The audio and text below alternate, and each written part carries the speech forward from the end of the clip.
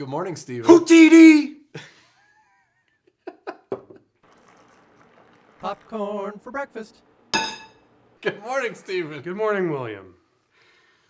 What did we see this week? We saw Moulin Rouge 1. Or Star Wars Rogue One. Disney's Star Wars Rogue One, a Star Wars story. Which is Star Wars Universe Episode 7A. Or 3A, because it's between 3 and 4? So would it be like 4A? Or 3.5? Well, let's just call it A. Rogue One. Rogue One, Story A.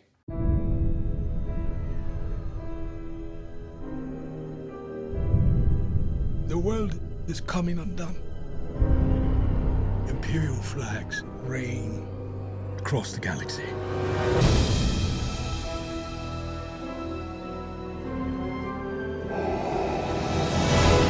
We saw this one separately for the first time in Yes, this episode, we had- in this series. We had busy lives this time.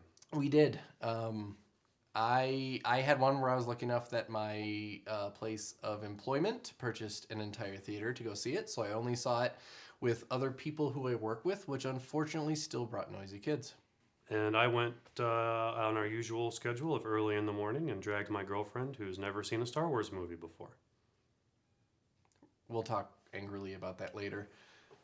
All right, well, I'll just give a basic plot to this movie because it really wasn't a hard plot for a Star Wars movie, just like Star Wars 1. It's pretty cut and dry. It's as you were saying earlier, it slides right into the universe pretty quick, pretty easily. Yeah, you have Jyn Erso, who we see as a child at first. Her dad is very important to the Imperial creation of the weapon that will become the Death Star. The Empire wants her because she would be a valuable hostage to make the father do what they want. And she is growing up kind of bad life, teen, early 20s rebellion kind of lady. And then she gets back into the mix because she gets a message from her father that her father got out on a cargo pilot. And it's kind of the shifting of beliefs. It's kind of the redeeming of one's faults. And it works out. It's an easy, just hero's tale of we'll do everything we can. And if we win, we win. And if we don't, we don't. I really think that sums it up pretty well. Yeah, it's not... This movie, you can have... It looks like Star Wars, but what's not Star Wars-y about it is there's no deep thoughts in this movie. There's no, the faith in the Force is kind of glossed over, not so much as it is in Empire Strikes Back. It's more of like a prayer. Politics are kind of glossed over. It's like, hey, in this moment, we've got to act now to do this thing because we don't know what we're up. We actually don't know what we're up against, and then when we do, and there's some hopelessness. And I think this movie really puts the Alliance in Rebel Alliance. Because you forget that it was a loose group of competing factions that only had one common enemy, which was the Empire. Which I really felt, which I'm a fan of a few other movies who involve this, but I really felt the kind of French Underground kind of feel. Because the French Underground, the real French Underground, as well as the movies that were based on any idea of it, they were very ragtag, they were very thrown together, they were very secretive, and at the same time, blatantly out there. And it felt that kind of same idea. We are the rebellion, but let's hide enough to be the rebellion. And that's why I also felt that, because I still have mixed feelings about this movie. I might see it again in the theaters just to get a good feel for it. But I felt that there was a lot wrong with it. And one thing that was wrong was I didn't like was Forrest Whitaker's character, Saw Gerrera, underused. And that was part of I agree. When I was, when we're saying about it's a fractured rebellion of different ideologies who have one common goal, it's like, okay, he's the take no prisoners, no equivocation, I'm going to murder anyone who's on the side of the Empire. Yes. And we don't really see that. We see him torture a guy for no reason, and then he gives up. Yeah. And I know... I wanted to see him capture a Imperial officer, like a high-ranking Imperial officer, and then immediately just kill him. Yeah. Not even let him talk, no not even mercy. try to get secrets from him, just You are the worst, so I'm going to kill you now. No mercy. And then, but he's rougher with the other rebels than he is with the Empire on screen. I know his character was brought over from some of the cartoons, the Rebel cartoons that they've been doing. So he's like, I know he has a backstory that way, but for the purposes of this movie, he should have been used a lot more. He should have at least gotten to the base on Yavin 4 and had a discussion with Mon Mothma about the differences between violence and non-violent tactics and military versus guerrilla war. Which you were mentioning the director of this movie, Gareth Edwards, who directed Godzilla. From that, which he also killed the only character who would have brought Godzilla all the way through. So he killed Saw Gerrera in Star Wars, who also would have brought all the way through. I don't think Saw Gerrera was as important as Bryan Cranston was in Godzilla. But it's the same. I'm just saying it's a weird coincidence. In order to understand the good characters who should have stayed the whole movie. I think in order to understand who Jyn Erso is, because that's who raised her, we should have known Saw Gerrera better. Yeah. But, they don't even get any on-camera time together until he just, spoilers. Does his speech. Yeah. Well, okay, let's skip the spoiler. We'll get that in a second. We'll hit we have notes for this episode because we're going to disagree on it later. There's a lot going on here at Star Wars. I will say I'm a Forest Whitaker fan. I saw this movie specifically for Forest Whitaker. I'm not afraid to admit that. I know Forest Whitaker has never had these huge groundbreaking movies, but we just saw him in Arrival, which I liked him there. Forest Whitaker is one of those guys. He never really commands the movie, which is unfortunate. But I feel like he's one of those actors, you give him the character and he does 110% of that character. He's dependable. Exactly. You tell Forest Whitaker he's Saw Gerrera, he will be Saw Gerrera for as much Saw Gerrera as you need. And I hope for as little screen time as he got, he didn't have to go through a whole lot of makeup and No, he didn't. He was just bearded Forrest Whitaker in armor. CGI legs. So since we're going to have our debate, and I know it's going to be a debate, we'll get to it. We have some notes for this episode on this board. I'm afraid to admit. Let's get to those. Digital cameos. Yes. I was okay with the use of. We'll talk more about them after we get through the first little thing here. But I was okay with the use of. I will admit that there was a character who had more digital cameo time than he needed. And I felt like there was a character who her digital cameo time wasn't needed at all. So no spoilers, right? No spoiler. That's what I'm saying to him and her. Yeah.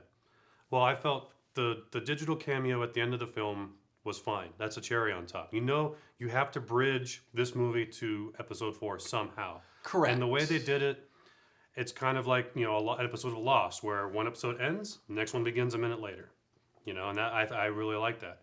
Okay. I did not like the main digital cameo throughout the movie.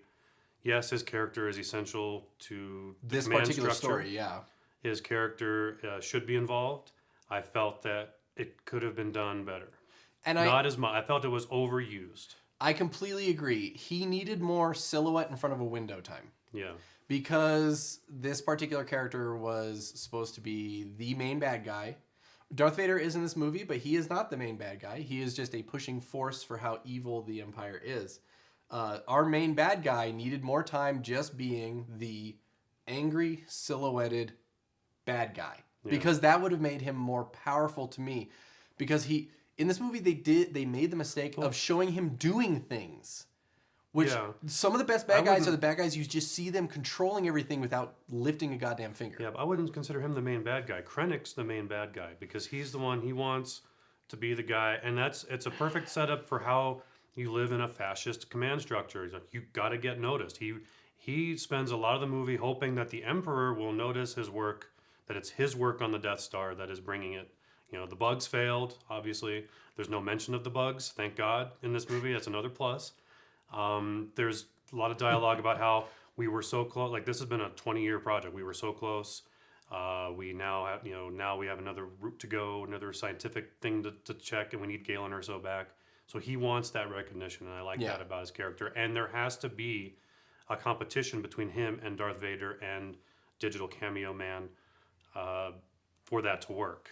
So he had to be He had to be in there somewhere. Well, but I thought too much because of the bad guys we had in this movie. He was the bottom of the ladder, and he was trying to climb the ladder. So that was part of the bad guy's struggle in this. I'll at least say for Krennic, that was Krennic's battle in this was climbing the ladder.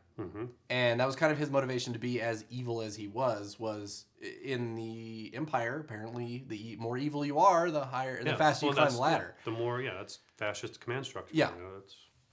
So those are all that. The overall plot, we actually summoned up already. It's pretty basic, but it's good. It works fine. Great how we learn things as the characters learn things. Nobody starts this movie saying we have to get the plans to the Death Star and we need to blow it up. Yeah. It's we have a message. There's a pilot. Who's the pilot? What's the message? It's Galen Erso. Can we trust him? No, we can't. Can we trust his daughter? Maybe. Can we use his daughter? And then this is bigger than we thought. We need a fleet to help us. Is this guy a spy or is he an assassin? And it's just one to the next to the next. There's no. We're gonna sit and have a quiet scene now just to have some different visuals. There's no. It's next planet, next conflict. We gotta go. Our rebellion is all that remains to push back the Empire. We think you might be able to help us. When was the last time you were in contact with your father? What is this? So let's talk about our main characters in this. To follow our notes. I'm just trying to get past so we can do the spoilers. Yeah. For editing's sake. I have so many spoilers inside of me. I do too. We are going to come up with a time code. In fact, here currently is the time code for spoilers, but you can watch and then we'll get to it later. Characters in this. We had Jyn Erso, which is the daughter of Galen Erso. Both perfect, I think, as far as actors go, perfect picks for the roles. They did a great job. Krennic, main bad guy, also perfect pick for the role. I really don't think you need to go into... I know there was the other guy from the Rebellion who was with Jyn the entire movie. Captain Andor. And he's not bad, but I really think we only really need to focus on those three because they were the driving force of this movie. Yeah, they're the Han, Luke, and Leia of the movie. Exactly. I know Andor was fine. He's complicated, and when we get into spoilers, we'll talk about how he has a very big conflict in the movie. Personal conflict, which is good though for the movie. But he's your ideal rebel. He's righteous and conflicted and just a touch willing to do what it takes, but maybe not always. He's got an internal conflict, and he's pretty well written and performed. Active mistakes with active redemption. Yes. I thought the droid K2SO as the comic relief was great. Alan Tudyk gave a wonderful voice performance. Yes, and actually I have to say I saw teasers to this movie. And I was scared that you saw some teasers to Rogue One. Yeah. I know, crazy, right? Yeah. Oh my God. The 5th international teaser. Well, okay, teasers and actual full trailers. But I watched those and I was worried K2 would have Jar Jar Binksed. He would have been too much. I was worried that with everything he says is about a statistic or a probability. I thought, he's just C-3PO. Yeah, well, and that was another one of my worries. But like you said, he ended up working perfectly. He was asshole C-3PO. Yeah. Which ends up being the perfect mix for this movie. It was kind of fantastic. K2 is my new favorite droid. K2SO was built by the Empire, and he was reprogrammed and is now Cassian's right-hand droid. Where are you taking these prisoners? He is taking us to quiet. And there's a fresh one if you mouth off again. I thought Jyn Erso was great. She was a good foil. She was a good protagonist.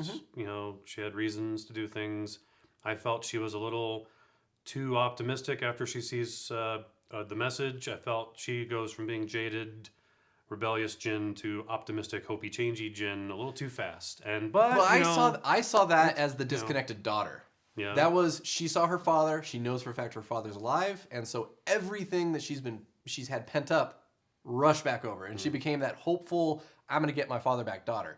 I actually liked that quick change in the character because it showed how still ignorant of the whole rebellion plight she was. Yeah, that's true. It was subtle, it wasn't pointed on. They could have pointed on it and been like, you're way too hopeful.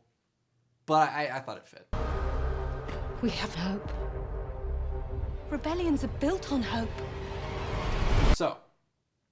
So we can get to our spoilers. Let's just hit the main thing that everyone's going to watch this video for. How well does this fit into the Star Wars universe? Pretty well. Perfectly.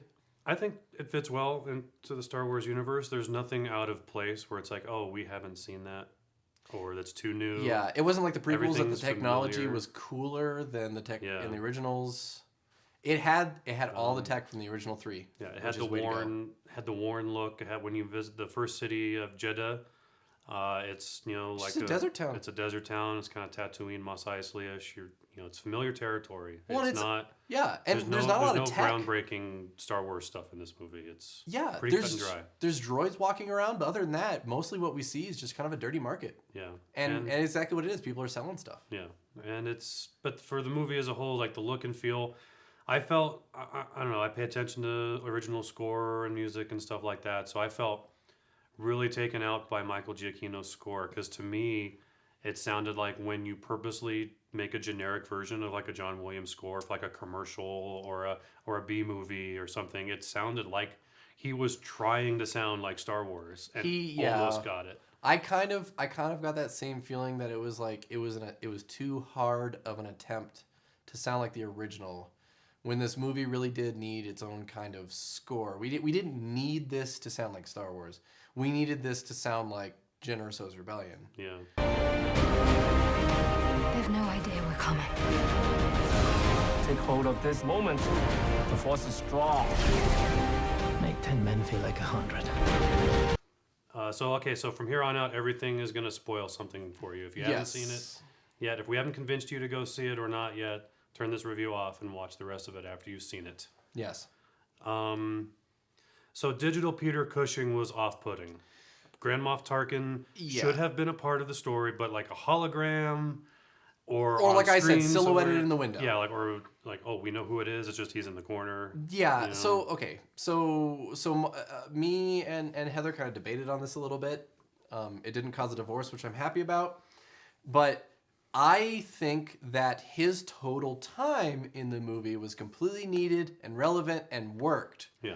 His face time in the movie was a little much. Face time. Yeah. Well, no. Well, Disney tried out their face mapping with Tron, and it worked out. So they're like, okay, we have this option. Yeah. But they didn't, like you say, Grand Moff Tarkin didn't need to physically be on screen as much. Like you said, hologram running things from the scenes. I thought it would have been great for him to be the guy, like he's so much of an asshole, he's already in the meeting room, and he just kind of tells Krennic what to do. Well, he's totally that. I mean, like I said, in a fascist command structure, you have a guy, he's not doing anything. He's just in command. Yeah, so he's going to take the credit. He's going to manipulate so that it's him in control, and he tells the Emperor, what's going on. He is that Hollywood producer that won't pass his underlings' idea up the ladder. That's that guy. Yeah. And he should have been there in some way. But he should have been facing a window. He should have been such an asshole he's not even looking at Krennic. Yeah. Because that would have made him seem like an even better command structure kind of guy. Like he's not even going to look at his subordinate. And I thought, he delivered. They do fire the Death Star in this movie. Single reactor only. So Twice. It's not full power. Twice. So they get away with saying, of course, in A New Hope, it's now fully operational. So it fits into continuity that way. They just destroy a couple of cities, and it looks cool. But he does get off his classic line, which they did a lot of dubbing from A New Hope for some lines here with the 4 digital cameos. Do it with the accent, though. You may fire when ready, which is just classic Peter Cushing. I love it, and it was great to hear it. It was a lot better to hear digital Peter Cushing say that than to hear Spock yell, "Khan!" That was a complete disaster. Maybe that's why they did the face so much, is because they wanted fanboys like me to freak out over it.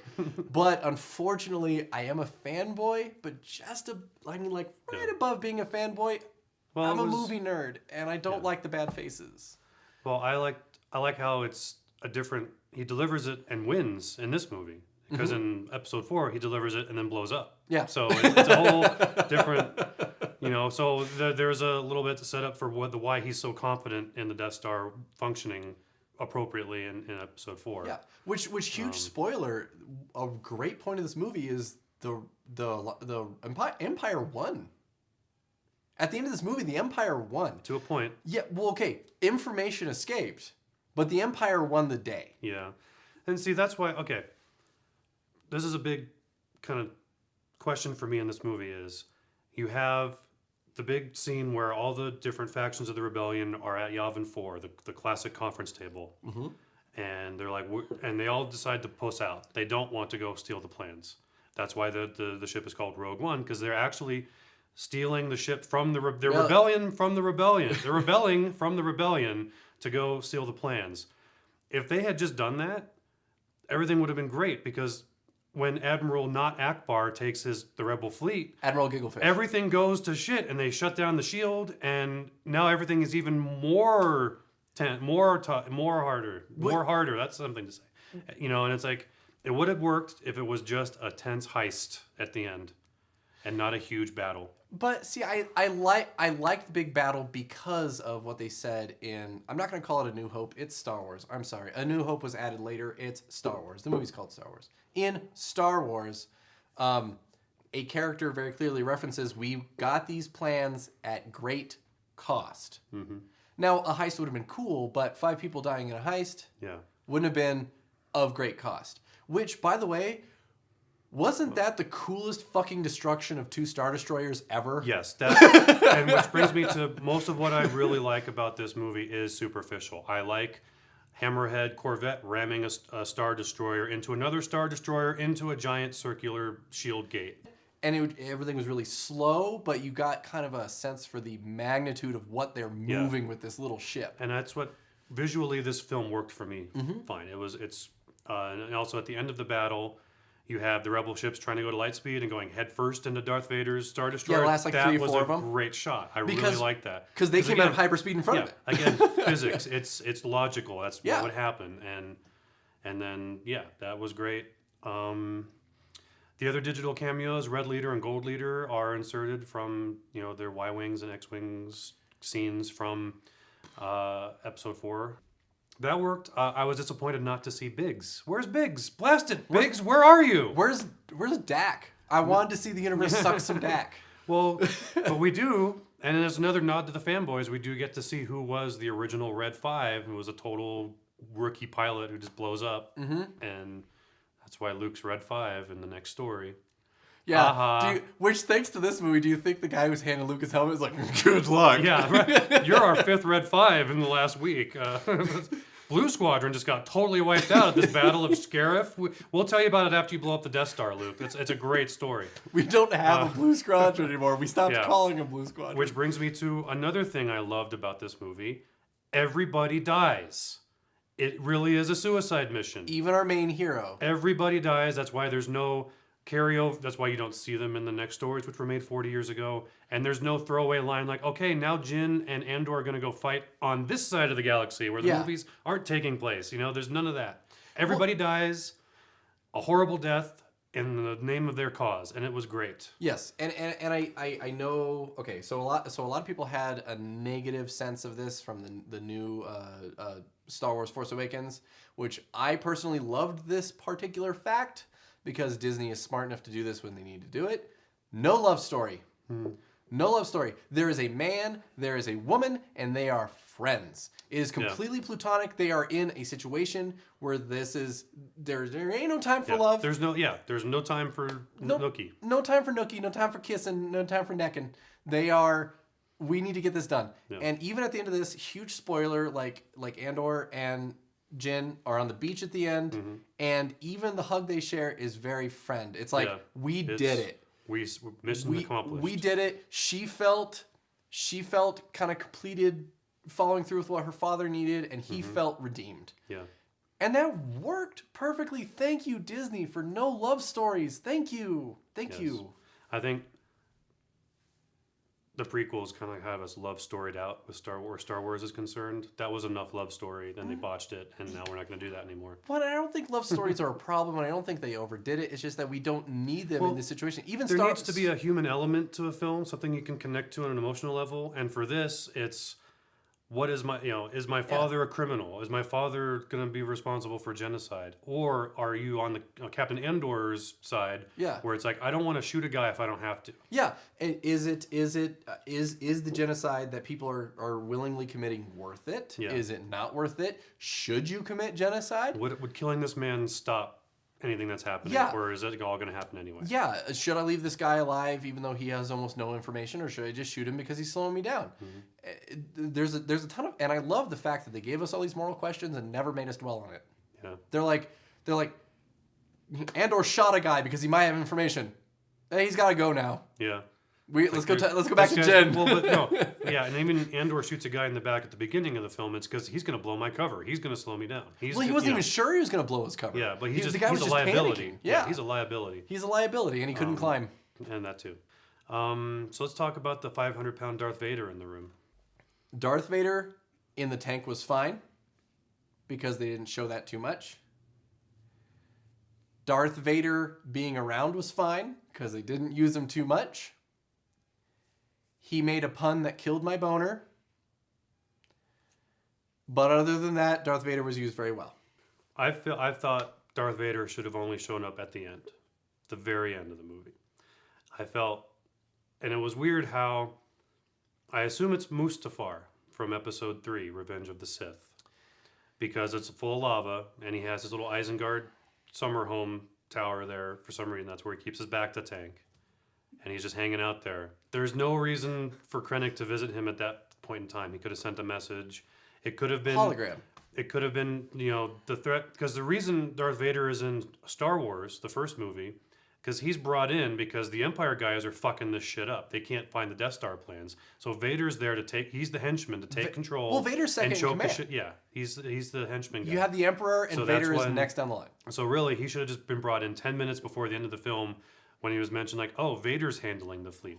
And then the whole audience goes, oh, now we get to see Darth Vader. And then he goes on his force choking, throwing people, lightsabering people to death, which was fine. It was exciting. But he didn't do it Anakin. He did it Vader, which was good. No, he did it Vader. He did it, I'm going to slowly walk down. Walk towards you. I'm just going to block your blasters. I am an unstoppable force. You can't stop me.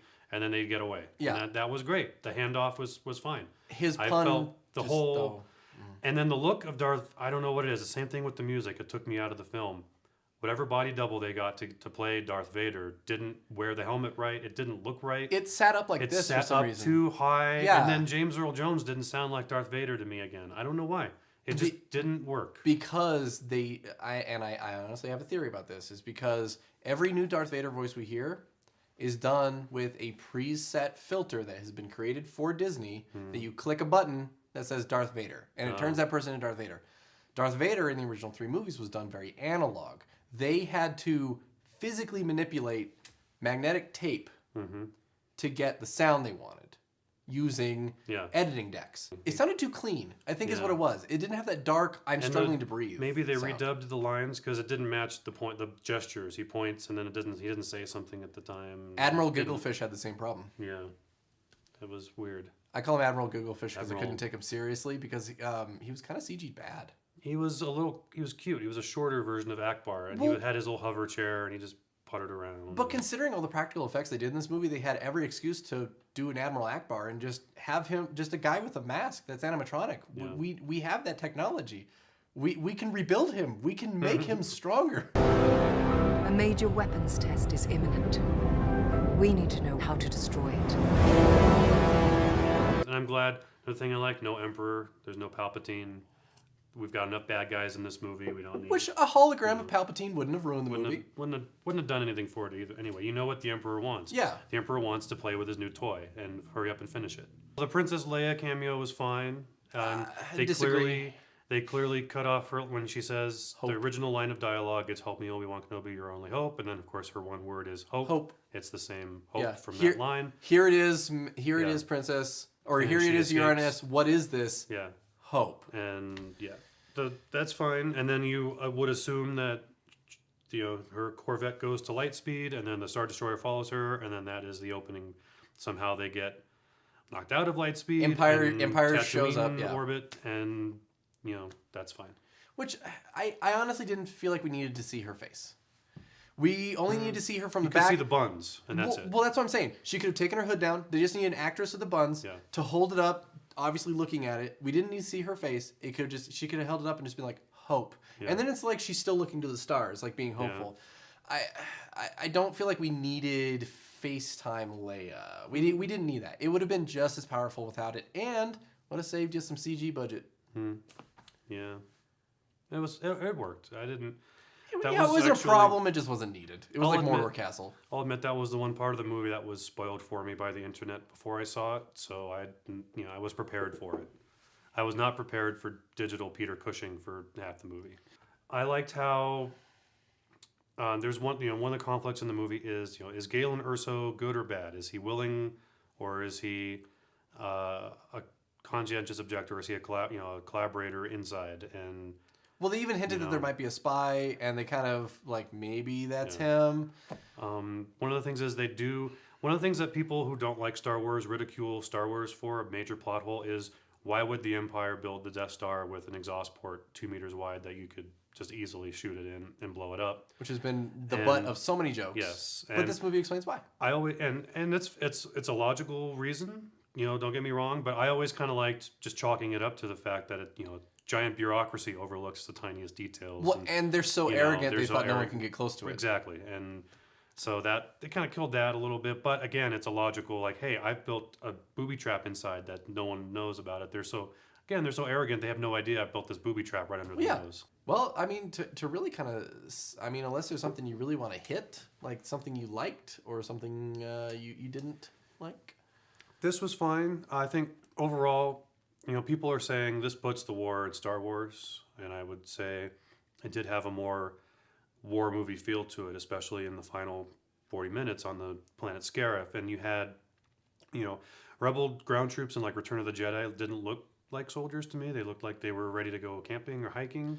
Well, they were volunteers. They were just guys. But in this movie, they look like Vietnam grunts. They have hard hat helmets on. They've got the all drab vests. They've got grease and stuff smeared all over. They're kind of like weathered soldiers. They've got their blaster over their shoulder like Animal Mother, in a Full Metal Jacket.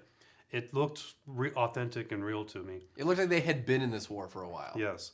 But all that to me is superficial. I would have also liked to have seen a story about Galen Erso working on the Death Star and his conflicts and his family life and his subterfuge. Trying to get away with rigging the Death Star with a trap, and then that would have been a nice more drama. Jin, whatever I do it to protect you. So you understand? I understand.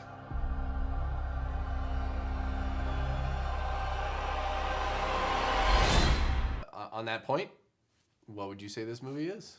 It popped. I wouldn't go so far as say it buttered. I would enjoy seeing it again, but it's not classic. It didn't define anyone's career. There's no career-defining performances. There's no scene that just stays with you. I would say the scene that stays with me is when K2SO is in the elevator. He says, "I've got a bad feeling about this," because there's always somebody in a Star Wars movie that says, "I've got a bad feeling about this," and that's like, oh, that's endearing. Yeah, I like that. And it's not overdone. Yes, and if you like Star Wars, whether you're an original fanboy or if you're just brand new to it, it's a fun time. Go see it. Yeah, it's pretty good. I would. We're gonna have our first. I am gonna give it a buttered. I honestly felt like this was a story that it fell in perfectly because this was a story that didn't need to be told, but should have been told, and they took the time to tell it. And the 3 original movies of Star Wars to me are like a strong table, and this is just the flower in the vase sitting on top of it. It doesn't need to be there, but it's just so nice to have. And I thought it was done really well. I like the actors they got. No one went over the top and ridiculous as far as like the acting and like no one like kind of prequeled it up to kind of give it a thing. There was no ham. No one stole a scene. Yes. It was I would say it's a definition of an ensemble cast. Yes. And everyone worked together. There was motivation behind each character. There was change in each character. There was a good bad guy, like a strong asshole bad guy. Mm-hmm. I liked it. And this will be buttered for me. I don't know what would that cumulatively would that be like a light butter, or like they forgot to butter it? I don't know. If you liked Firefly, you'll love this movie. Thank you, everybody. Merry Christmas. Happy New Year.